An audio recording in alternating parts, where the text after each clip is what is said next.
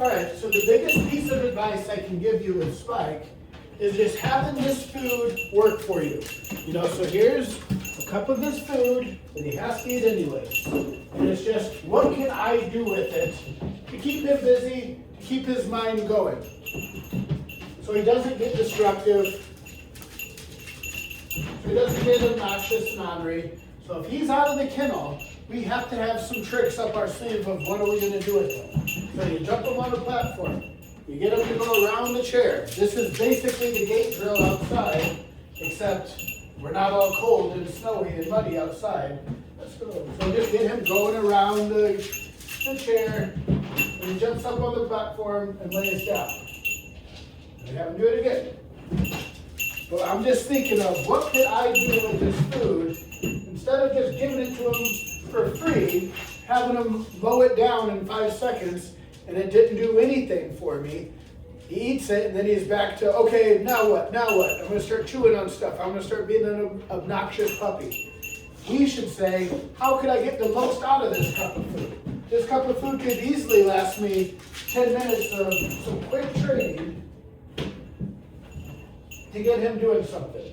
So we got 5 things we can always do with this food.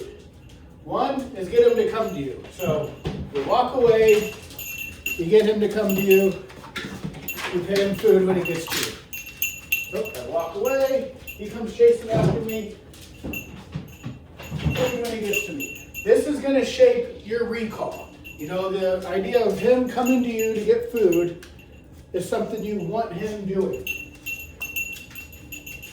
Another thing would be jump on a platform, something he's allowed to be on. Get him jumping up there for food. Another one would be go do the gate drill, go around something. So he goes around the chair, he gets food, jumps on the platform. The other one is lay down. He can lay down on the platform. He can just lay down anywhere. Oh, what a smart buddy. So getting him to lay down. I can just sit here in this chair and practice him laying down. He lays down, I periodically pay food. The other one would be getting him to walk by me. So this is like the same drill we do at Home Depot every day. Oh, this one is great. But walk by me, turn, walk by me, turn, lay down, walk by me, turn. Start establishing a heel with them and get pairing the heel with food.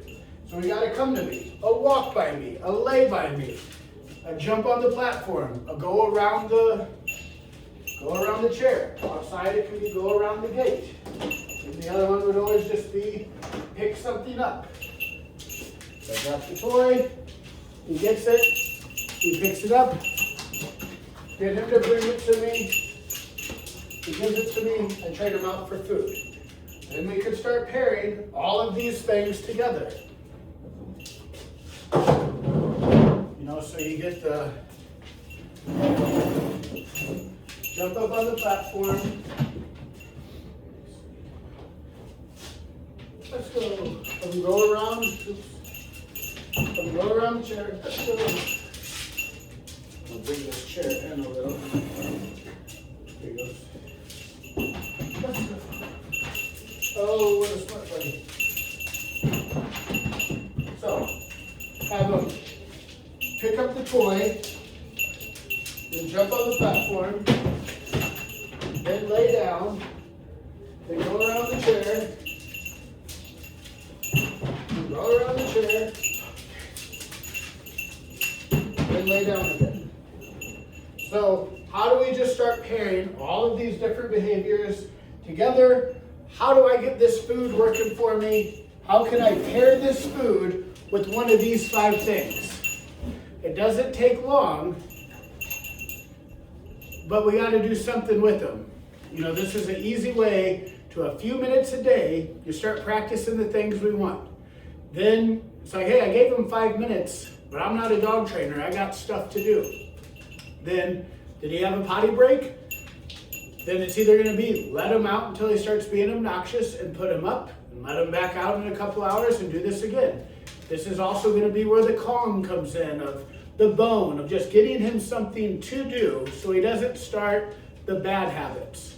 But having the food work for you is the biggest tip I can give anybody, is pair the food with one of these 5 things. Come to me, walk by me, lay by me, jump on a platform, go around the gate, pick something up and bring it to me. These are the things I trained him on, are those behaviors. And it's something I would recommend you guys do when he gets home, of just using the food. He had to eat this kibble anyways. How do we start pairing the kibble with this food? The wet food, I would do the same thing, except I would put it in a cup like this, and I would just start spoon feeding it outside. I usually like to do this outside, just because outside there's a little bit more going on, and it's easier to get distracted, but it's just walk around outside with the wet food. But you can do this inside too. You can have the wet food working for you. The wet food, obviously he likes a lot better. You can have that working for you, of how do we start pairing these behaviors with this food. But you're trying to get engagement, you're trying to get him to pair success with these behaviors and have all of this working for you. What I don't want is he comes home and he starts annoying you because he's a puppy, and you start becoming the adversary, and your whole life is, Spike, you stop it, quit doing this, quit doing that. He's good in the kennel, you can always just revert back to that. But it's like, when in doubt, run some drills with him before you put him up. And then have the Kong working for you, have the lick mats and the bones working for you. Just how do we get to be his buddy and pair his pleasure, things he likes, with the things we wanted him to do anyways. The lay by me, the walk by me, the jump on the platform, the come to me, the pick up the toy, the run around the gate. Have him doing stuff for the food.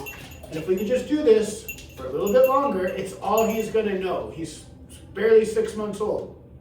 By the time, if we can do this for a few more months, by the time he matures into that adult phase, this is gonna all be ingrained in him, of just, these are the behaviors. That's when you can start weaning off the food, where we don't really need it and it's all he knows.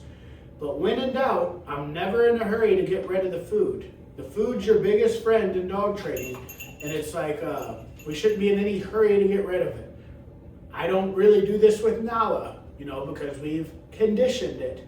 But if she starts getting sloppy on something, the first thing I start doing is, how do I bring the food back to these behaviors and start pairing her, wanting to succeed with these behaviors, of her desire to do stuff, pair it with the behaviors I want, and then we can go back off the food. And that's what we want with Spike. But he does good in everything, so I think he's gonna do fine with you.